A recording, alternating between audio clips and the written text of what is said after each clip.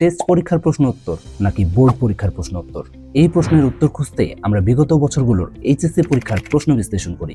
দেখা যায় প্রায় ৭৫ থেকে ৮৫% বহু নির্বাচনী এবং ৮০ থেকে ৯০% সৃজনশীল প্রশ্ন প্রত্যক্ষ এবং পরোক্ষভাবে বিগত বছরগুলোর এইচএসসি প্রশ্ন উত্তর থেকে এসেছে।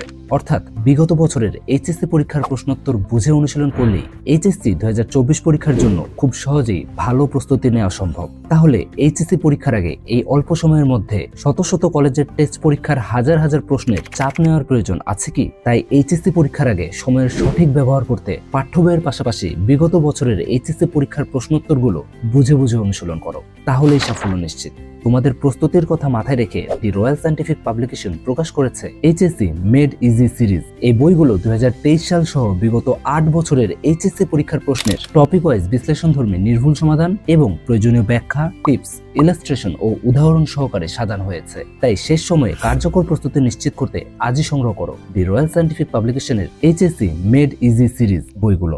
অর্ডার করতে ভিজিট করুন রকমারি.com।